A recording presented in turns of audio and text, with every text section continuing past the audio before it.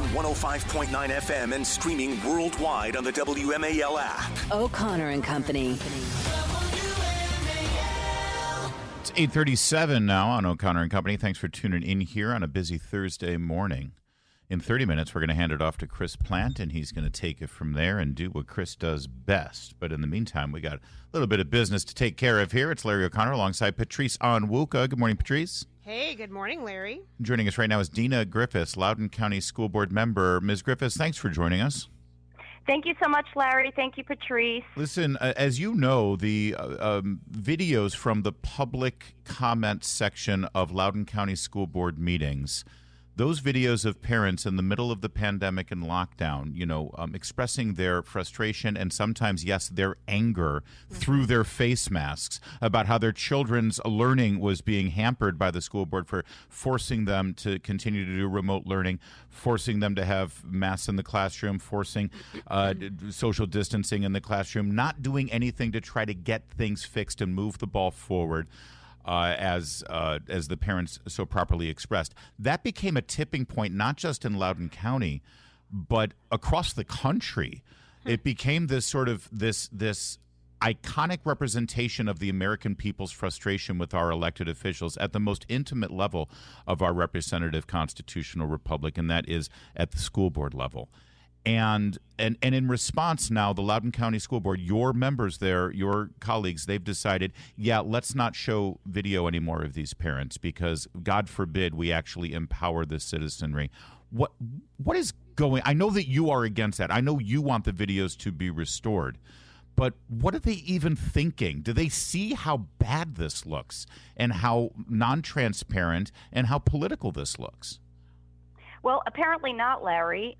It is on record that a previous board member, we are a new board, of course, a previous board member voted for this without the previous full board saying yes to it. So that's what when we were discussing this at the last meeting, that's what came out, that one or two board members decided for everybody else. So I put the motion forward to get them back on the public. We were trying to research who put that through to begin with. So I thought, hey, let me do a motion and put them back on the public. And it kind of got, I guess you want to say, derailed, where now we have, starting at the next board meeting, we're going to have a slide and closed captioning. So you won't even really see anybody. Yeah. So I'm kind of stunned by it, to be honest with you. Well, it's stunning because it seems like a real assault on First Amendment rights. It's an assault on parents' rights to stand up, and I think it's an assault on trying to put a face on the breadth of support that parents have against these school policy, these school board policies. But from what I understand, correct me if I'm wrong. I see here the Real Parents of Loudoun County X.com account is saying that metal detectors are now going to be needed, and for public speakers. So now if you're coming to speak, you actually have to pass through a metal detector. Is there any sign? Is there any indication of a reason for that? They really hate the parents, don't they? They really do. They really do. Just so you know, we already have the metal detectors. They're already there. We've had them since since I think it was 2021, where we had that issue. I don't know if you're familiar with 8040, with allowing boys into the girls' rooms.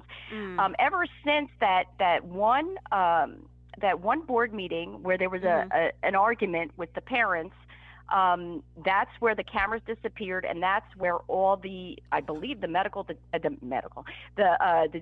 detectors went up. Because they were branding everybody as domestic terrorists. I don't know if you recall that as well. Oh, yes. So and parents are apparently domestic terrorists. Yeah, and they really do. They see the citizens, the voters, and the parents as the enemy here, an armed enemy that they need to be protected from. Meanwhile, Deanna, they're spending $500,000 on anonymous focus groups. We need to know what the people are thinking, so let's spend all this money for a focus group. You'll learn what they're thinking when you turn on the cameras and let them speak at the meetings. That's right. Yeah, it cracks me up because they're telling me we're not going to be paying for it, that we're going to be using organizations within the county to conduct these focus groups. But, and we're going to hear, I guess, later on who's been chosen. But to me, this comes off like a delay. Yeah. Just vote for it. Just vote for it. Do you want boys in your girls' bathrooms? Just vote for it already. There's really nothing to discuss. It is what it is. We don't need to have focus groups. But meanwhile, Deanna Griffiths, the real sad reality here is the culture in these schools is deteriorating, and the academic performance of the students is deteriorating. Parents want to come to these meetings and express their frustration because this is the only place they have to turn. And the school board members are supposed to be responsive. Correct. That's the whole reason they got on the school board. If they think that the parents are armed warriors and shouldn't be seen or heard, then why did they even want this job in the first place? That is true, and that's a great question, and that's why I ran. As you had mentioned before, the COVID issues, the lockdowns, and then we had that scandal at Stonebridge High School. So that's what pushed me to run, because I live close by to Stonebridge High School. So I can't imagine why we're not putting the cameras back on the public. And just so you know, all surrounding jurisdictions have cameras on the public. Prince William, Alexandria, Fairfax. I don't know why we have to be different. Just do it. I think that might calm people down a little bit.